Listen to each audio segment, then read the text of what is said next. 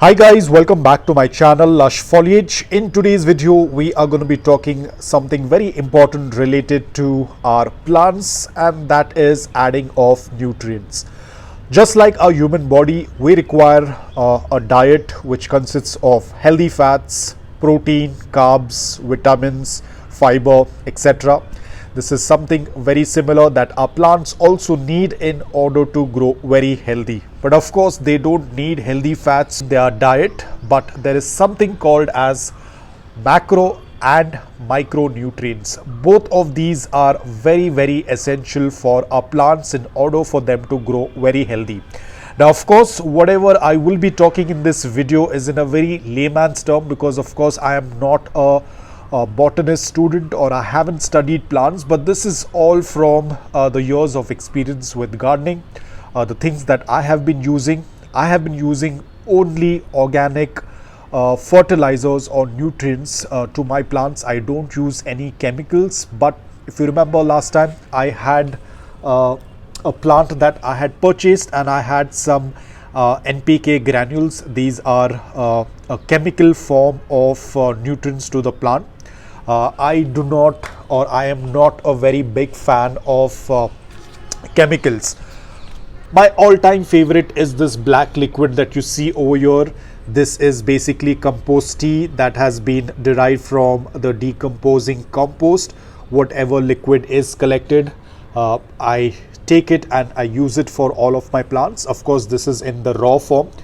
It is in a concentrated form. We have to dilute it in water before using it in our plants. So this is a concentrated form. You can see how dark it is. So this is the main ingredient that I tend to use for my plants. Now let's talk about what exactly is macro and micronutrients. Now the name itself suggests a lot. Macro, basically a nutrient that is largely used by plants in a very large amount, and that is nitrogen, phosphorus, potash, calcium, sulfur and magnesium. These are known as the macronutrients. And then we have our micronutrients, which is basically required in a smaller quantity by our plants, and that is iron, zinc, copper, boron, magnesium, chloride and other micronutrients. There are more which are not labeled yet, but there are a couple more of the micronutrients which are required in a very small amount, and hence they are called as micronutrients. Majorly the macro and micronutrients, when we tend to create compost, we get it in the form of liquid. In this we will have everything that is beneficial for the plants. I have been using this for years together and it has been working out really well. Completely organic, no chemicals at all. Now let's say if you want to add a little bit of addition, because again, not all plants have the same requirements. Just like humans, not everyone has the same diet. Same thing goes with plants as well. Now over here I have a caladium. Of course caladium also requires NPK, but the ratio of N, which is nitrogen, they prefer a little bit less as compared to phosphorus and potash, whereas these foliage plants would require a little bit more of nitrogen. I will be talking about nitrogen, phosphorus and potash, what exactly they contribute to the plant. Now here the caladium does not need a lot of nitrogen, but they require the other nutrients, which is phosphorus and potash. So what I tend to do is I use my regular compost tea, I give that to the plant, but for that additional boost of phosphorus and potash, I have these peels over here. This is the onion peel, pomegranate peel, lemon peel, banana peel and orange peel. These are basically extra doses. Now again, you cannot completely depend only on the peels. You of course have to give a major dose of the NPK, which can be in form of our compost tea, or you can use vermicompost or liquid seaweed fertilizer. Now I'm only talking about organic fertilizers. I don't prefer to use other chemical fertilizers, but as I said, this is the NPK granules. If you use this, it is going to work out the same way like using vermicompost, compost tea or compost. But again, at the end of the day, it is chemical. I do not prefer to use it. So let's say that if you're using a chemical fertilizer, Apart from that, you can also use these peels that are soaked in water. These are not bioenzymes, these are just peels that are soaked in water. In order to create bioenzymes, you have to add jaggery, which is not added in this. So this is just water and the fruit peels that are present in these bottles. So now you might have got a fair idea of what macro and micro nutrients are. Macro is basically something that is used by the plants in a larger amount, and micro is something that is used in a lesser quantity by the plants, or in a lesser amount by the plants. Now let's talk about what nitrogen, phosphorus and potash tends to do. Now of course it is a little bit technical, but I'll give it to you in a very short form. Nitrogen is basically going to help in the process of photosynthesis. It basically tends to get the green color in plants, basically the chlorophyll.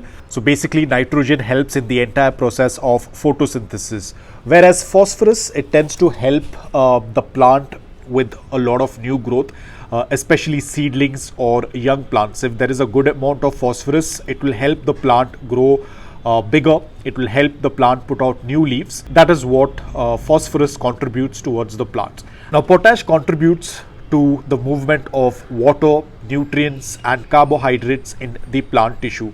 So all of these are extremely important. The macronutrients, of course, along with that you have calcium, you have sulfur, magnesium. So these are all the components that tend to help in a healthy growth of a plant, making it more stronger by using all of these ingredients. Now of course we have lime peels. Of course they are completely turned into a pulp because they have been in this water for a very long time. Now all of these peels that you see over here, of course they are filled with nutrients, but most of these tend to lack the N value, which is basically the nitrogen.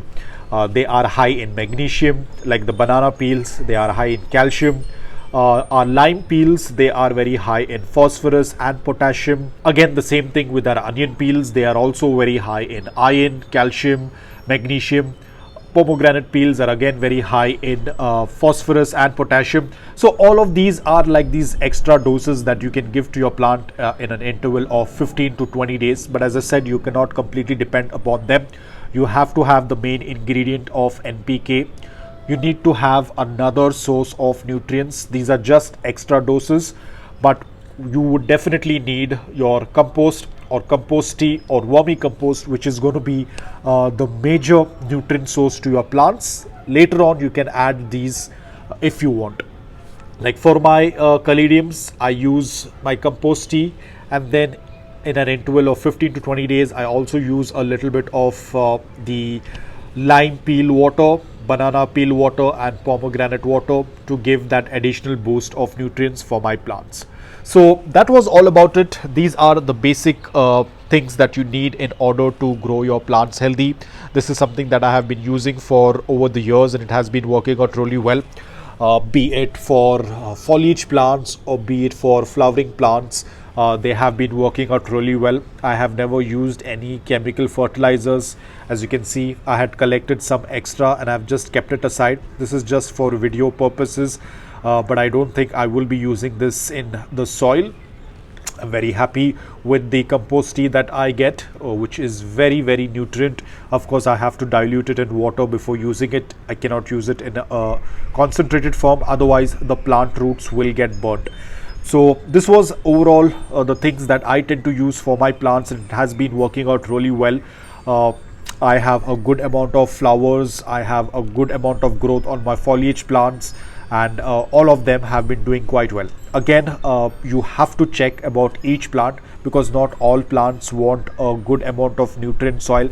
There are some plants that will do well in less nutrient soil as well. So this is something that you have to research before using fertilizers in your plants. Just like humans, not all plants have the same requirement of nutrients in the soil.